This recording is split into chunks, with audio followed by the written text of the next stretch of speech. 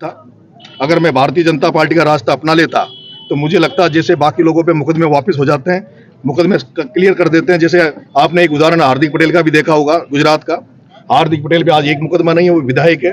अगर मैं वो रास्ता सुविधाजनक रास्ता अपना लेता, भारतीय जनता पार्टी ज्वाइन कर लेता तो शायद मेरे सारे मुकदमे खत्म हो जाते, मुझे कठिनाइयां नहीं झेलना पड़ता। लेकिन मैंने संघर्ष का रास्ता अपनाया, कांटो भरा रास्ता अपनाया है, और उसमें मैं कीमत चुका रहा हूँ जो आपके सामने है। कानूनी लड़ाई भी है और राजनीतिक भविष्य भी है, इसको किस तरह? मैं तो मेरे को न्यायालय पे भरोसा है, न्यायालय की शरण में जा रहा हूँ। माननीय एसटीएससी कोर्ट ने मेरी जमानत खारिज करी है, आज अपना सरेंडर उनके सामने करूंगा, फिर माननीय, और मुझे विश्वास है कि न्यायालय मेरे साथ न्याय करेगा। समर्थकों को क्या अपील कर रहे हैं? मेरे सभी समर्थकों से मेरी ये अपील है कि एक तो अभी मैं जेल जाऊंगा, कोई भी साथी, कोई भी मेरे चाहने वाले किसी तरह का धरना नहीं करे, किसी तरह की ज्ञापन ना दे, कोई भी प्रदर्शन ना करे।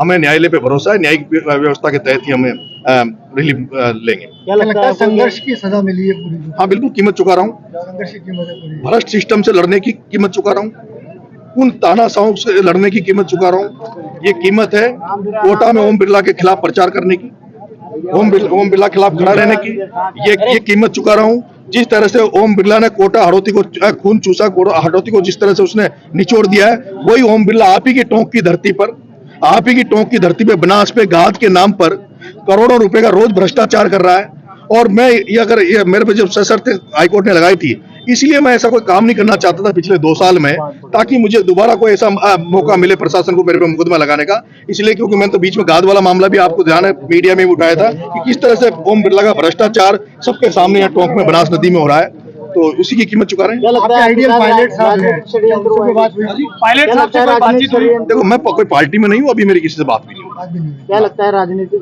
बिल्कुल राजनीतिक षड्यंत्र है, और उनको लगता था कि नरेश मीणा के मुद्दे अभी ऐसे आए जिसमें मैंने अपनी कोई, उसमें उनको लगता था कमजोर हो गया, इसको जेल में डाल देंगे, इसके साथ कोई रहेगा नहीं और इसको जेल में सड़ने दो। नरेश मीणा के पहले आने से पहले धारा 163 यहाँ लगा दी जाती है, इकट्ठा होने पर पाबंदियां, धरना प्रदर्शन पे पाबंदी। क्या डर नरेश मीणा का प्रशासन? ये तो प्रशासन ही जाने, आप ये तो प्रशासन ही जाने कि भाई प्रशासन को क्या डर है, क्या कहेंगे? क्योंकि मैंने तो ना कोई अपील करी, ना कोई आह्वान किया। मैं तो आज मैंने बताया था, प्रशासन को कहा था भाई 6 तारीख को मैं सरेंडर करूंगा। 9 अगस्त को आदिवासी दिवस है, उसको लेकर क्या कहेंगे आप? 9 अगस्त को आदिवासी दिवस है, और जो पिपलोदी जो बच्चे मरे उनमें भी बच्चे आदिवासी थे, भील समाज के बच्चे थे, दलित समाज के बच्चे थे। और जिस तरह से मैं ये कहना चाहूंगा कि भारतीय जनता पार्टी को आदिवासी दिवस मनाने का कोई दायित्व औचित्य नहीं है। उनको केवल फॉर्मेलिटी के लिए आदिवासी दिवस को नहीं मनाना चाहिए, क्योंकि आदिवासियों के प्रति जो भारतीय जनता पार्टी का नजरिया वो आपके सामने है। जिस आदिवासी समाज ने पूरे पूर्वी राजस्थान से लेकर हाड़ौती तक आप देख रहे हो, ज्यादातर जो सीटें आदिवासी सीटें हैं वो सारी बीजेपी की झोली में दी है। उसके बावजूद भी आदिवासियों को क्या बीजेपी ने प्रतिनिधित्व राजस्थान में दे रखा है, वो सबके सामने। हमारा एक मंत्री है, वो मंत्री भी टूटा फूटा जो है वो आप सबके सामने है। पिछली भी इससे दूसरी जो सरकारें रही है उसमें साथ साथ लाल बत्तियां आदिवासी समाज को मिलती थी, लेकिन आज आदिवासियों का कोई प्रतिनिधित्व इस सरकार में नहीं है। हर दिन आदिवासियों को कुचलने का काम इस सरकार करती है।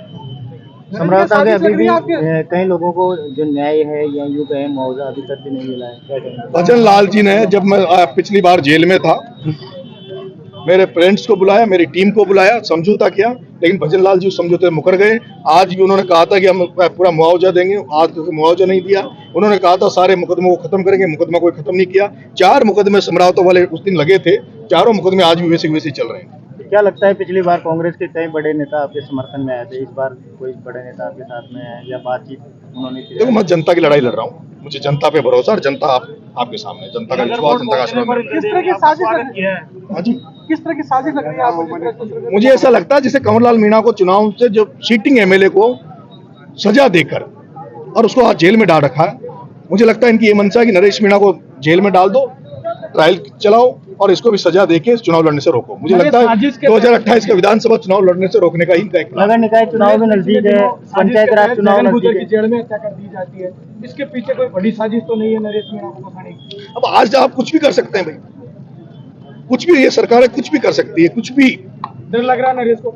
नहीं, कोई डर नहीं। पिछली बार भी आपने मुद्दा उठाया था कि जेल के अंदर हथियार है, तो मैंने जो कहा वो सही निकला।